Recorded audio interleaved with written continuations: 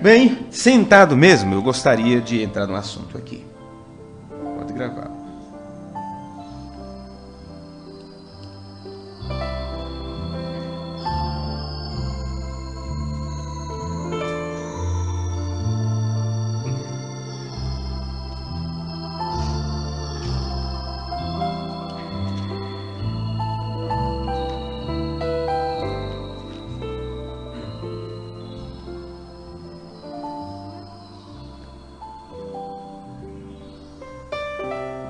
Nós vamos, neste momento, tratar de dois assuntos, cada um diferente do outro, bem diverso.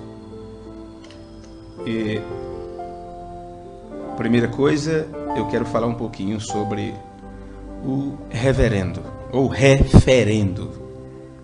Reverendo é quem se reverencia, né? Sobre o referendo que acontecerá, creio que agora dia 23, é isso? 23. Eu tenho escutado pouco sobre o referendo. Apenas ouvi a sua propaganda duas vezes. E comentário de algumas pessoas. E eu creio que seria bom a gente comentar um pouquinho sobre isso, porque faz parte da nossa vida, do nosso dia a dia, como cidadão brasileiro, né? Como um que participa de uma nação, de um país, todos nós, e poderia não caber a nós falar sobre essas coisas, mas como não, se somos obrigados a participar? É obrigação sua participar disto como cidadão, é obrigatório o voto, inclusive. Então você, como cidadã, não é? Como pai de família, como chefe de família, você tem o seu direito de opinar, de ter a sua opinião, uma vez que terá uma eleição sobre o assunto. E uma vez que dois candidatos se apresentam, sim ou não. Então você tem a sua obrigação, o seu dever de se manifestar quanto ao assunto.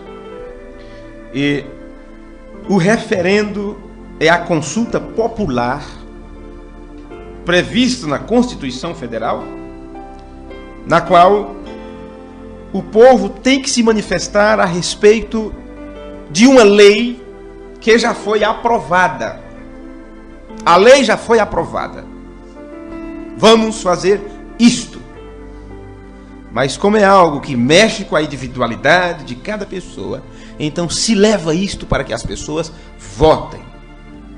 E depois que você votar, então aquilo você não tem como mudar mais, porque você deu o seu sim ou o seu não para aquilo. Com o seu voto você ratifica ou rejeita, você aceita a lei que eles aprovaram ou não. É feito um decreto, pode transmitir.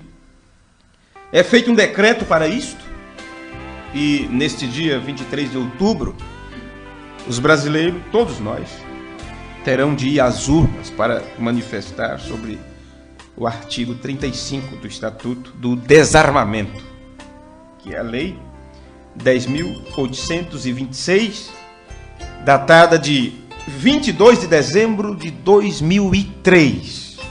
Desde lá esta lei está sendo trabalhada nisto.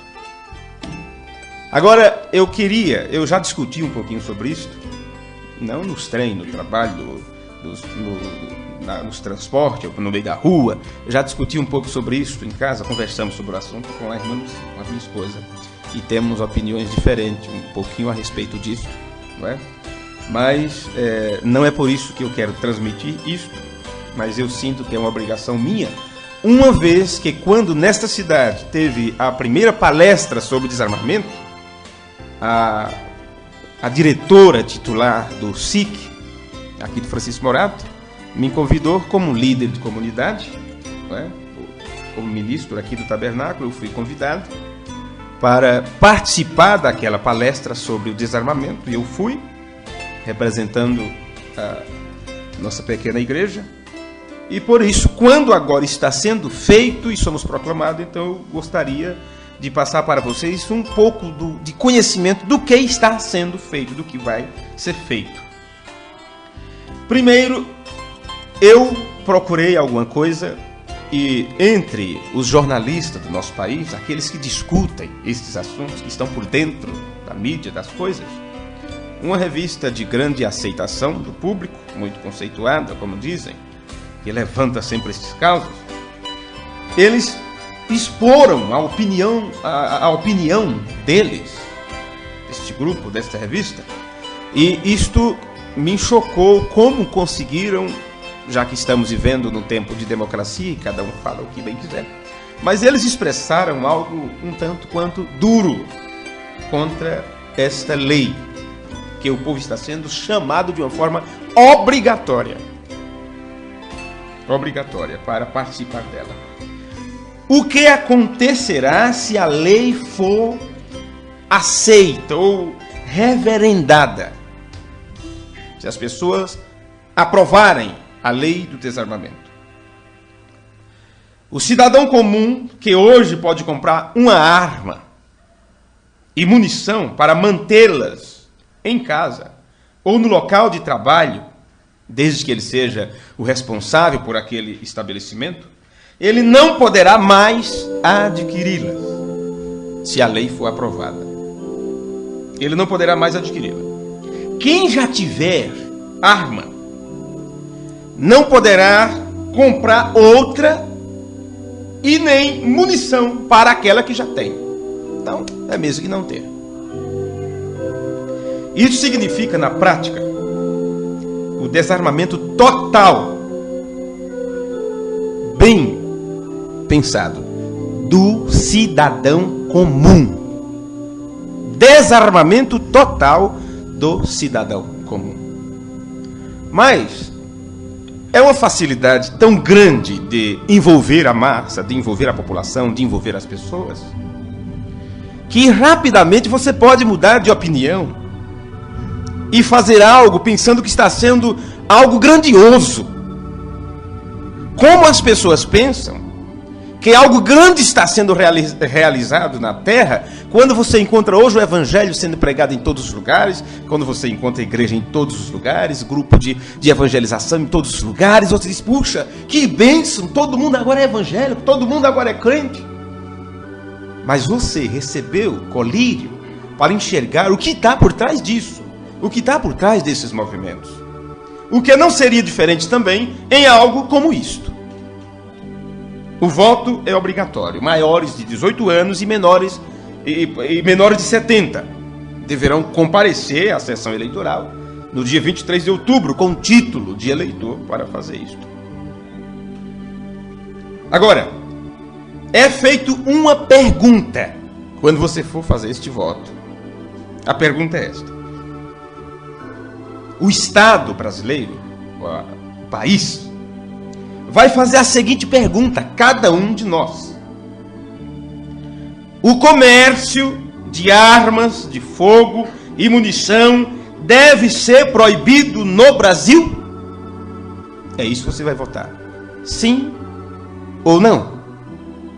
Aí você encontra as polêmicas e as discussões, e será bom porque não teremos mais armas, vamos andar aí despreocupado, e olha, tudo tem o seu lado bom, mas você tem que saber o lado ruim que está por trás disso. Brigas que nos bares aconteciam no tapa antigamente, não é? Era resolvido no braço, homem a homem. Agora, de uma forma covarde, simplesmente discutiu lá, não tem coragem de enfrentar, não é? De uma forma covarde, é só vai em casa, pega a arma que tem, vai lá e mata, e ainda mata 2 ou 3 que estiver por perto. Daí se usa isto para que a população diga, sim, pode desarmar o cidadão comum. Eu estou pegando alguns pontos principais de quem entende sobre estas coisas, sobre esse assunto, e pode criticar muito bem. Então aquilo que eu vi que eu podia passar para vocês, eu grifei aqui para passar. Esta pergunta que acabamos de citar para vocês, deixa eu ver, para que eu não esqueça, que eu quero dizer exatamente como vai estar. O comércio de armas de fogo e munição deve ser proibida no Brasil? A pergunta que será feita no referendo das armas é um disparate. Esta pergunta, para o sentido que estão querendo fazer, para você votar sim ou não, é um disparate. Ela ilude o eleitor. Ela está te iludindo. Porque você estará votando sem saber o que está fazendo, nem tampouco as consequências que advêm disto aí. Lembre-se, estas coisas são com boas intenções. Estas coisas são feitas com boas intenções. Mas, na verdade, é uma trapaça. Eu lembro de quando o Senhor Jesus, certa vez, estava com os discípulos. E ele disse assim: daqui por diante, quem tiver 2 capas, mais ou menos assim, venda uma e compre uma espada. Daí só vi um camarada. Estava prontinho com uma. Outro, já dá aqui, Senhor. Jesus disse: basta, essas 2 já basta. Jesus não proibiu seus discípulos usar armas. Mas quando Pedro fez aquilo, ele o repreendeu, dizendo o quê? Pedro, guarda tua espada. Eu deixo para que vocês julguem cada palavra que for dita, de acordo com o pensamento de cada um. A pergunta que é feita é uma trapaça, pois mesmo que o sim vença por larga margem, todos nós votemos sim para que acabem com a arma e as armas, e mostram na televisão, nos jornais, tratores passando por cima de centenas e milhares de armas. Ah, agora sim, vai diminuir a violência. Será que diminuiu? Diminui? Mesmo que, de acordo com o que a grande maioria estão desejando, seja o sim, acabem com o comércio. O comércio de arma de fogo e munição no Brasil, ele vai continuar sendo exercido com todo o ímpeto pelo contrabando em nossas fronteiras, que são como esponjas, queijos suíços, que não tem quem barre, não tem que segure, e não vem de 1 ou de 2 ou de 3.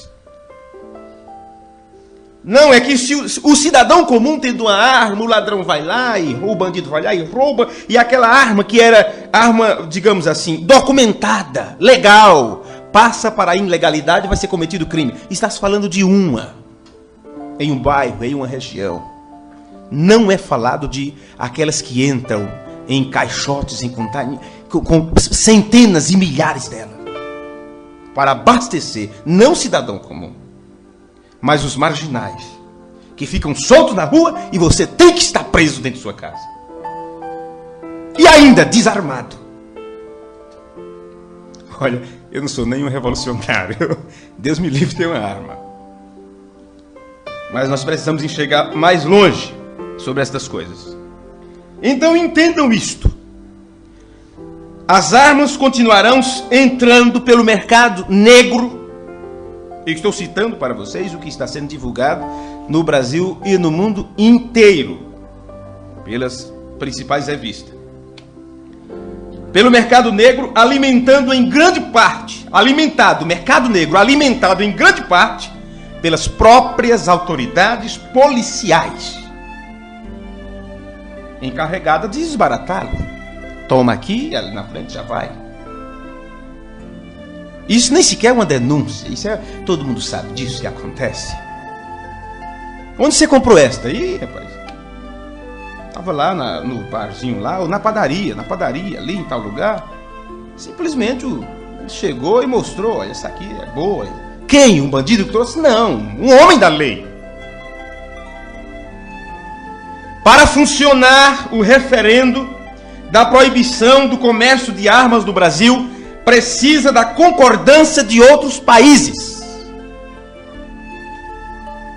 que vendem armas ilegalmente aos bandidos brasileiros. Para o referendo funcionar, o nosso país teria que entrar em acordo com os outros países que mandam armas para cá de uma forma contrabandeada.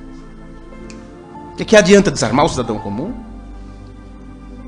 E o outro lado, a turma do outro lado, se armar até os dentes. Olha, quando está se aproximando esse tempo da lei ser aprovada, ou não, a notícia saiu que as lojas, o mercado legal, não estava conseguindo atender os pedidos de munições. As pessoas já estão se armando, se protegendo. Porque o cidadão comum que tem a sua arma, que ainda não foi apreendida ou roubada, ele não quer ficar sem as balas. Então ele está procurando se manter. E depois, se isto for aprovado, e ele não vai poder mais comprar, ele vai procurar o cidadão de bem, que não usa arma para atacar, nem roubar, nem matar ninguém. Ele vai procurar agora balas, munições na ilegalidade. E agora o cidadão de bem que usa o recurso, a desculpa de dizer, eu tenho uma arma para me proteger, ele vai ter que ir no bandido para comprar sua bala. Gente, onde estamos? Imagine que isso é apregoado de uma forma bela e vamos acabar com isso, e artista, e isto, e tal, e faz aquelas propagandas bonitas e mostram pessoas que sofreram acidentes com armas. Aí você se pergunta, puxa, a sociedade está melhorando, viu? As coisas estão clareando agora, daqui a pouco estamos tudo em paz, não haverá mais tiro por aí afora. Será que as pessoas não observam?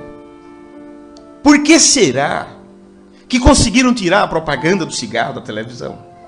Como é que conseguiram fazer isto? Se você que conhece a profecia da Bíblia, você sabe perfeitamente que estamos no tempo de destruição. Quanto mais falam em paz e segurança, mais virá repetindo a destruição. Se estamos no tempo em que o vício tem se tornado uma verdadeira desgraça, e como é que eles conseguiram tirar a propaganda do cigarro? É uma boa coisa que fizeram? As pessoas não imaginam o que tem por trás disso. Como é que eles conseguem lei do silêncio, ou lei da seca, como eles dizem, ou dizer bebida alcoólica não pode ser servida depois das 22 horas? Todo mundo louva essas coisas. Mas por que será? Será que o diabo está perdendo terreno?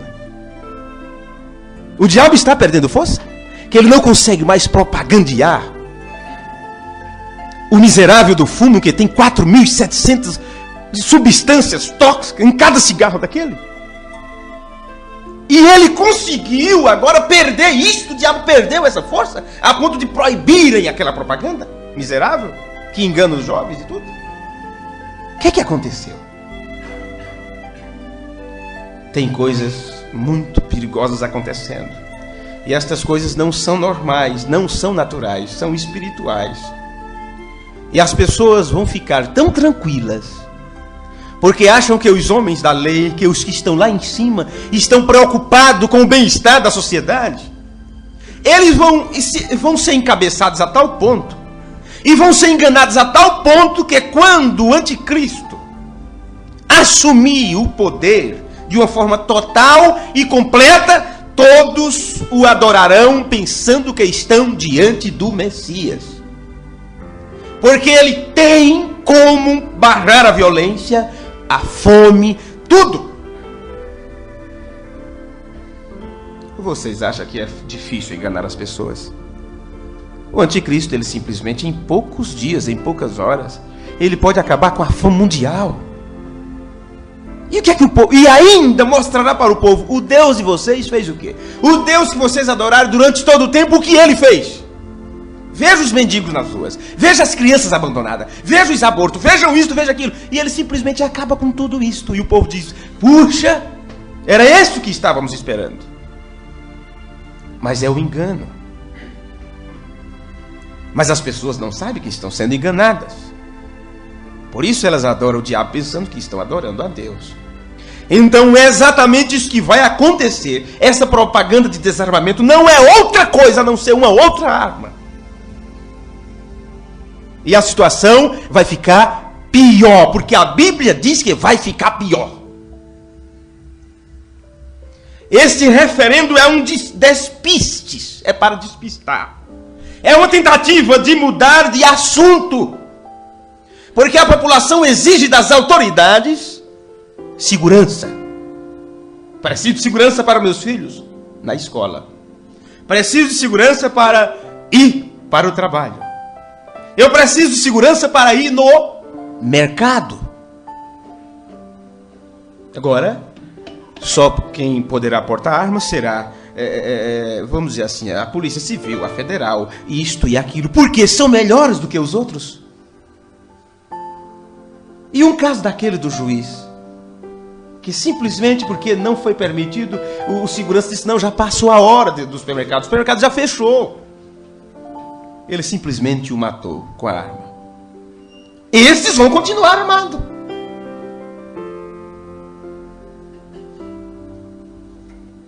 Isto é simplesmente para desviar a atenção das pessoas do mal que realmente atormenta, que é o banditismo.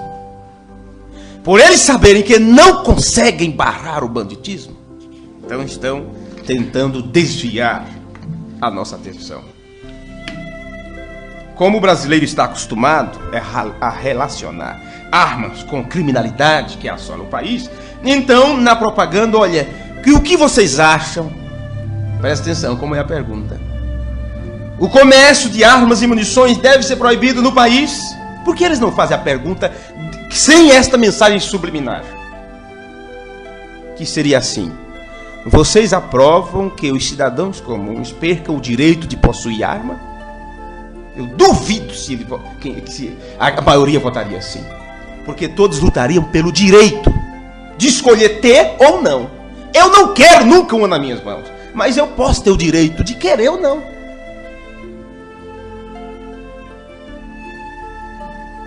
Agindo ao contrário é me tirar o direito de posse. Se venceu sim, ele apenas vai desequilibrar ainda mais o balanço de força entre as pessoas comuns e os bandidos, a favor dos bandidos. As mazelas da insegurança nacional não decorrem do excesso de arma nas mãos da população, mas de uma polícia, de um sistema judicial e prisional ineficiente. Quem diz isso é José Vicente da Silva Filho, ex-secretário nacional de Segurança Pública. Se a mazela do país, da insegurança nacional, não é por causa de armas na mão da população. Para lutar contra o crime, o Brasil dispõe de 500 mil de homens na Polícia Militar, Civil e Federal. Isso não é pouca gente. Nas principais cidades brasileiras, a proporção entre policiais e população é semelhante à de Nova York. Os policiais brasileiros estão entre os mais improdutivos do mundo. É para isso que querem desviar a tua atenção. Porque eles não têm, eles não sabem ou não querem resolver o problema. Os policiais brasileiros estão entre os mais improdutivos do mundo. No tempo gasto por eles para esclarecer um caso, seus colegas americanos desvendam 9.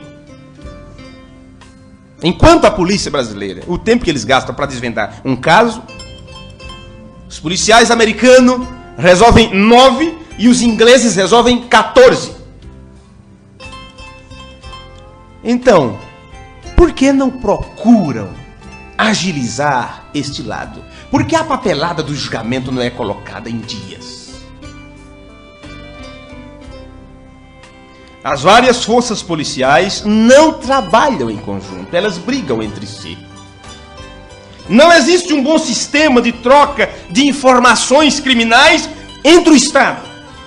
E é difícil e raro expulsar policiais corruptos das corporações. Esta é a situação do seu país, onde você, de uma forma obrigatória, tem que dar seu voto.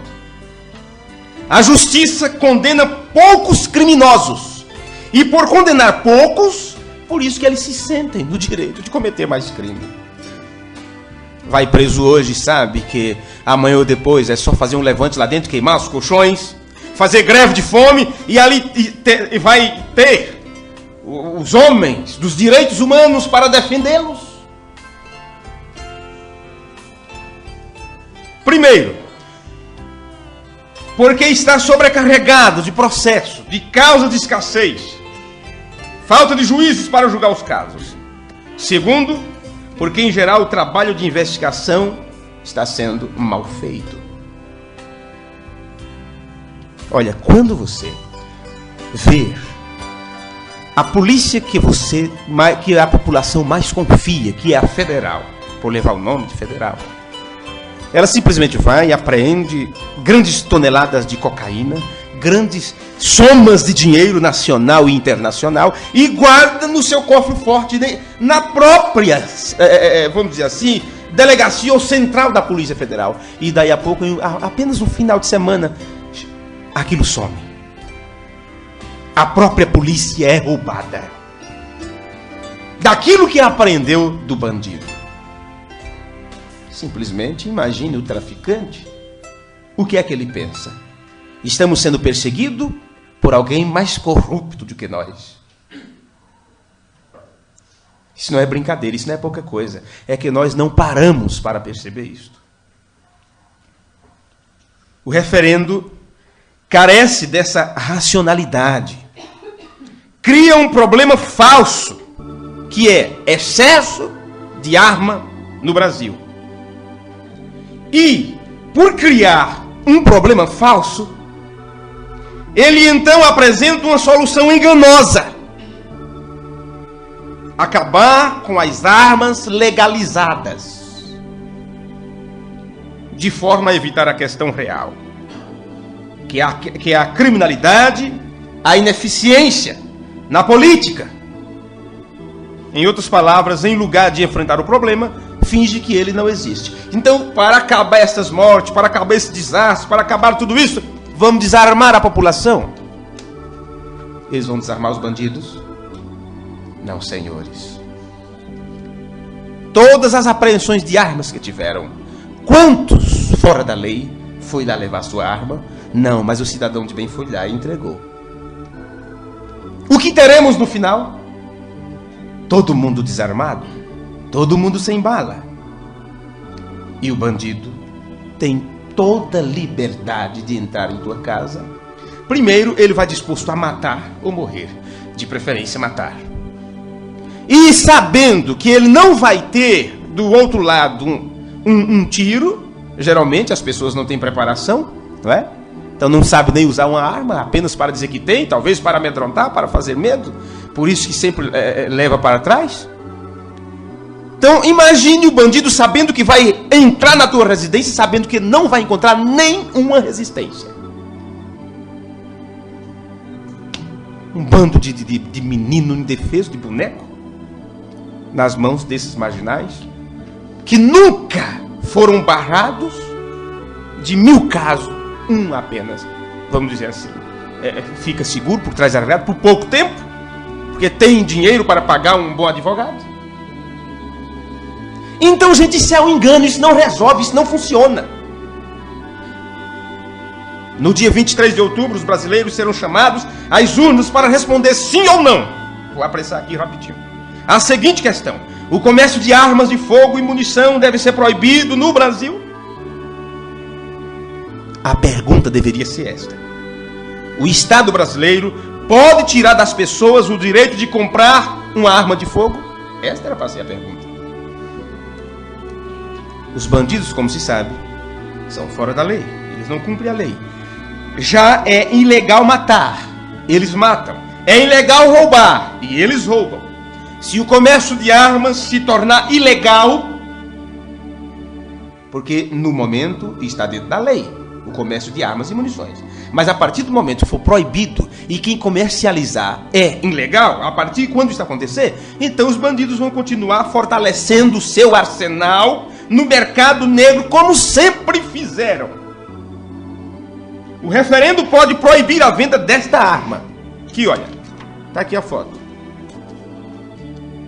O referendo pode proibir a venda desta arma. Proibiu vender. Mas nada pode fazer para tirar este arsenal das mãos dos bandidos. Sabe? Nunca tiraram. E quando há explosão de bombas, de granadas, que eles fazem isso e arrombam cofres de banco, quando se descobre, é granadas que pertencem ao exército brasileiro.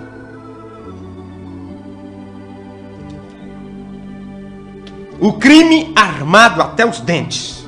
E a população sem nada. Não que ela com armas fosse se defender, nunca conseguiu. Mas apenas estão roubando esse direito da população e ainda levando elas para isto com uma propaganda enganosa por trás. Os países que proibiram a venda de armas tiveram aumento de criminalidade e da crueldade dos bandidos. Este é um ponto. Não dá para mostrar para vocês todas as reportagens e as estatísticas. É muito feio a coisa. Quero apenas mostrar o ponto para prosseguirmos rapidamente aqui. Segundo, as pessoas temem as armas. Elas têm medo. Todos nós temos medo. A vitória do sim, dando a proibição, no referendo, não vai tirá-las de circulação. Porque o cidadão comum tem a sua guardada em casa, debaixo de 7 capas. Pelo menos aqueles que são um pouco responsáveis, esconde em lugares que a criança não alcance, não veja, não saiba que tem. Mas é guardada. Mas a que prejudica está nas ruas. É quando você, 1h dessa da noite, não pode cruzar a esquina, que vai ter uma apontada para a tua cabeça, como já tive na minha, ao descer de um trem.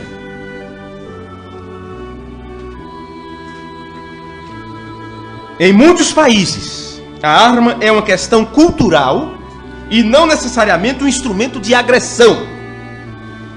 Por isso, quando é mostrado nos vídeos, a casa do irmão Brano, o museu dele, com tudo quanto é de rifle e de arma e tudo nas paredes, as pessoas que dizem, misericórdia, é o profeta de Deus? Arma de baixo a cima.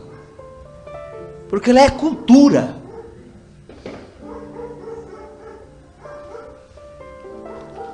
É muito fácil jogar a culpa pelo aumento da criminalidade na arma. E não na falta de investimento na segurança pública. Isto é o que diz o secretário da Justiça do Rio Grande do Sul, José Otávio Germano.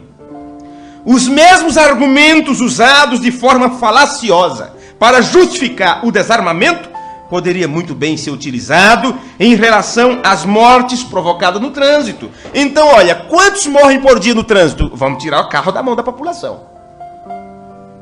Sabe, gente? E no ano e tal, morreu tantos pedestres atropelados, tantas crianças morreram e atropelados, tantos motoristas morreram. Então vocês vão votar sim ou não para que não circule mais carros na rua? Não é diferente. Qual é a diferença de uma arma na mão desses, com todo respeito, desses moleques irresponsáveis aí na rua, do que um carro também em suas mãos? Qual é a diferença? Tudo é arma. As armas, assim como a bebida alcoólica, os automóveis, não causam estrago por conta própria. Só se tornam nocivas se forem mal utilizadas. O desarmamento da população é historicamente um dos pilares do totalitarismo. Olha, eu gostaria de saber de quem veio a ideia, para ver se é a mesma ideia de quem queria assumir o poder por 20 anos, no mínimo. O desarmamento da população é historicamente um dos pilares do totalitarismo. Hitler, Stalin, Mussolini, Fidel Castro, Mao Tse-tung, todos eles proibiram armas no país. Por quê? Diga-me por quê. Porque a ideia era se tornar ditador, comandar, dominar. E você não tem como se tornar ditador, mandar na vida comum de cada cidadão com elas armadas. Você sabe por que o país não é trabalhado para que caia esse índice de analfabetismo? Para que o povo continue cada vez mais idiota. E até descobrir um problema desse do mensalão, olha, vai anos que isso vem acontecendo. Eu falo isso porque eu sinto-me no dever, no direito de esclarecê-los como um professor tem direito de ensinar os alunos. Os acontecimentos, as coisas, a história, a geografia, tudo isso. Olha, Hitler disse assim, uma população armada, aliás, Hitler, em um dos discursos, ele falou assim, um ditador que deixa sua população armada, a sua ditadura cai. A história ensina. Isso foi o discurso de Hitler em 1942. A história ensina que todos os conquistadores que permitem aos povos dominados carregar arma acabam caindo. Todo conquistador conquistava um país, conquistava uma nação, desarma todo mundo. Mas os deles andavam armados para se proteger, para se defender. Hitler desarmou os alemães e os povos dos países ocupados. Poderíamos falar de todos os outros, mas nós não temos tempo. Eu quero mostrar algo para vocês aqui rapidinho. A polícia brasileira é incapaz de garantir a segurança dos cidadãos. Cada cidadão com arma em casa não vai garantir sua segurança. Em muitos casos, pode se tornar pior. Você armado vai querer reagir contra o bandido. Veja aqui. Na campanha de desarmamento, quando as populações eram chamadas para trocar arma por cesta básica, essas duas mulheres também entregaram as suas. Entregaram suas armas. Duas senhoras cariocas entregam revólveres e pistolas à polícia durante a campanha do desarmamento em 2003. Mais de 400 mil armas foram entregues voluntariamente em todo o Brasil. Mas as melhores daquelas armas foram roubadas dos depósitos da polícia. Será que foi cidadão comum que foi lá roubar? E coitado, já tinha entregue a deles. Sabe-se da origem de pelo menos 83 delas. De todas foram roubadas dos depósitos da polícia. Rastrearam, conseguiram encontrar 83 que acabaram nas mãos de bandidos da cidade de Santos e de São Paulo. Como é que o cidadão comum já tinha entregue para a polícia? E aquilo foi roubado do seu arsenal agora da polícia, do seu estoque, e foi parar na mão dos bandidos. Quer dizer, o cidadão comum simplesmente entrega, aquela arma passa por uma mão e vai para a outra e volta para te agredir. Observe. A proibição vai alimentar o já fulgurante comércio ilegal de armas. Bandidos não compram armas em lojas. Ele procura aqui, o cidadão tem. Porque o cidadão comprou, colocou seu nome e tal, se comprometeu. Ele procura roubar naquela. A maior parte das armas em poder do crime organizado é obtido por meio de contrabando. Isso é o que diz o delegado Carlos Oliveira, titular da Delegacia de Repressão às Armas e Explosivos do Rio de Janeiro. Em 2001, esta delegacia do Rio de Janeiro rastreou 1.030 armas apreendidas para descobrir como elas foram parar nas mãos de criminosos. E descobriu que boa parte delas era de fabricação brasileira e de uso restrito das Forças Armadas e da polícia. Como é que estava na mão dos bandidos? Nos morros cariocas, os criminosos exibem exemplares do fuzil automático leve, o FAL, usado aonde? É uma arma usada pelo exército brasileiro. E do fuzil HK-G3, alemão, utilizado pela Marinha e pela Aeronáutica. Como é que vai para a mão dos bandidos? São armas roubadas de sentinelas, compradas de militares corruptos, ou tomadas em assaltos a caminhões de carga. A proibição do comércio de arma de fogo não vai pôr fim a isto. A medida, além de contribuir para o crescimento do mercado clandestino, pode colocar o cidadão de bem em situação irregular. Mesmo se tiver uma arma registrada em casa, ele não conseguirá comprar munição, a não ser de forma ilegal. Porque na ilegalidade sempre vai ter.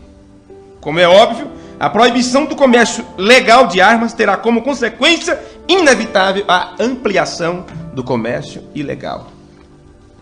Concluindo, o referendo desvia a atenção daquilo que deve ser realmente feito. A limpeza e o aparelhamento da polícia, da justiça e das penitenciárias. Um dos argumentos daqueles que defendem a proibição da venda de arma de fogo é que a medida reduzirá o número de armas em circulação. E, em consequência, cairão os índices de homicídio. Essa é a desculpa. A premissa é duplamente falsa. Primeiro, porque o contrabando dará um jeito de atender à demanda por armas, em especial a dos bandidos. Segundo, porque mesmo que as armas disponíveis diminuíssem, isso não seria suficiente para reduzir a criminalidade. O paulista José Vicente da Silva Filho, ex-secretário nacional de Segurança Pública, ele disse: crime se combate com uma polícia honesta e bem equipada, não com o desarmamento da população. Porque, para começar, a população não é criminosa. É alguns que se desviam do caminho. E esses que se desviam do caminho continuarão armados. As experiências bem-sucedidas de redução de criminalidade em outros países começaram não pelo desarmamento, mas pelo combate à corrupção na própria polícia. O governo federal gasta por ano. Essa é a última informação que eu quero vos passar. Depois vocês votem como você desejar. Não quero influenciar. Será que estou influenciando? Não foi essa a intenção. Mas apenas para desmascarar um pouquinho essa falsa utopia de paz, de que não vai haver mais crime, não vai haver mais bala perdida por aí afora, porque a população está desarmada. A população de bem, cidadão de bem, porque os criminosos vão continuar armados. E com a certeza de que você não tem arma.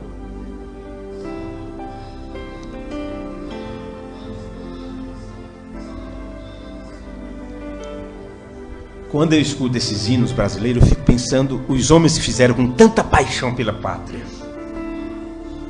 E se eles hoje tivessem a oportunidade de ver a situação que está o país, eles diziam: mas que tempo perdido. Que fiz eu? Fiz algo tão belo, tão bonito, com tanta esperança. Salve o lindo perdão da esperança. Puxa, a situação está da maneira que está. O governo federal gasta por ano 170 milhões de reais com segurança pública. Isso é menos do que os 270 milhões de reais que serão gastos com o referendo. Olha os números. 170 milhões com segurança pública. Mas para realizar esse referendo é 270 milhões. Com esse dinheiro seria possível comprar 10.500 viaturas. Não é o que falta? Você chama a viatura quando ela chega. Tá um casal lá se matando, a faca, como diz o povo do norte, comendo no centro. O sangue jorrando. Já fiz isso, liguei, olha, estão se matando aqui, ninguém vai apartar, é morte mesmo. Quem foi que disse? Eu estava uma vez em cima de uma laje e vi quando o camarada estava morrendo. Recebeu 2 tiros, liguei para o policial, olha, O tiro não matou, o camarada ficou gemendo, o camarada deu uma volta no quarteirão, foi olhar e cortou o pescoço dele de facão. A polícia chegou no outro dia, mas eu liguei na hora. Talvez tivesse pego o criminoso.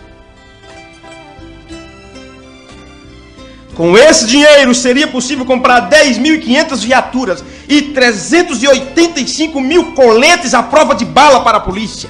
Porque a maioria deles anda sem colete. Quer acabar com a criminalidade? Então por que não deixa os policiais protegidos? Instruídos psicologicamente, financeiramente.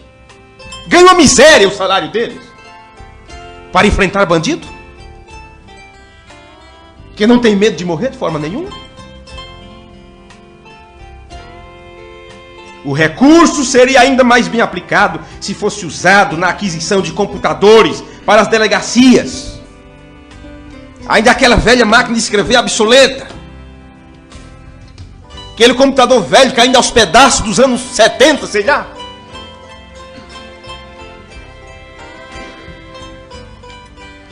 Sabe? Seria um dinheiro que eles poderiam unificar o banco de dados das forças públicas, para que o sistema de informação entre eles pudessem ser mais eficiente. A última. Quanto melhor a estrutura de informação e comunicação da polícia, maior sua capacidade de combater o crime. Essa é uma das maiores deficiências da polícia brasileira, não ter uma eficiente troca de informação para resolver os casos. É isto. Quem pode comprar nas mãos? Quem pode comprar, mas não pode portar? Hoje, da maneira que está a lei. Qualquer cidadão maior de 25 anos, sem antecedentes criminais, que se submeta a teste psicológico e comprove que aprendeu a atirar numa escola especializada. Nesse caso, a arma tem de ficar em casa ou no local de trabalho. É assim hoje. O que muda se o sim ganhar? Só o cidadão comum não poderá mais comprar armas e munições. Os outros continuarão sempre com seus arsenais cheios. Quem já possui uma arma poderá permanecer com ela, mas não terá como adquirir projéteis para carregá-la. Então o que é que ele vai fazer? Vai ter que se unir com o bandido. Olha, eu vou dizer agora uma coisa para vocês. Qual é a ideia? Melhoria da segurança. Entende? A ideia é boa, mas ela não funciona. A ideia é boa, mas é de uma forma covarde, que não vai ajudar em nada. E eu não poderia passar a oportunidade de citar estas coisas para vocês. Porque dia 23 vocês vão votar, não só vocês, nós não mudaremos nada, não é? Não vamos mudar nada, tem que acontecer, vai ter que acontecer. Mas eu quero que vocês fiquem cientes que essas propagandas bonitas, essas informações bonitas e essas estatísticas bonitas que eles dizem que agora sim vai melhorar porque isso e aquilo, isso é tudo engano. É falatória. É tentando desviar a tua atenção para que você não veja o que realmente está acontecendo. O problema não é a população armada. Quando chegar um momento próprio que não só o Brasil, mas toda a Terra vai ter que enfrentar a sua última crise, será uma crise tão boa que ninguém vai reclamar de nada. Como eu já vos disse, o anticristo ele assumirá o poder, ele apresentará propostas e serão propostas válidas, porque vai funcionar. Ele terá poder para isso, autoridade para isto. Porque ele será o plenipotenciário de Satanás, a própria encarnação do mal, o homem do pecado, ou filho da perdição. E ele não poderia enganar as pessoas distribuindo armas, mas recolhendo. Ele não poderia enganar as pessoas matando-as de fome, mas sim suprindo toda a necessidade da Somália, de todos os países que estão lá esqueléticos. Entende? O Nordeste não sofrerá com seca, com falta de alimento, crianças, mendigos nas ruas. Não, senhores. A população viverá um momento de auge e acharão que terão encontrado o próprio Deus. Porque este foi o plano dele no começo, fazer um céu melhor do que o de Deus. E o diabo vai fazer desta terra um verdadeiro céu na cabeça das pessoas. E quando elas descobrirem que foram enganadas, será tarde. Não terá mais retorno. E estas coisas vêm acontecendo já aos poucos, aos poucos, aos poucos, aos poucos. É como um teste para ver como estão as pessoas. Senhor, nosso bondoso Pai, eu falo estas coisas com segurança, porque sei que os irmãos que me ouvem sabem qual é a minha posição, sabem o que eu penso a respeito de muitas coisas. Tenho sido, até certo ponto, transparente na medida do possível em meus argumentos a respeito das coisas que tenho ensinado para eles.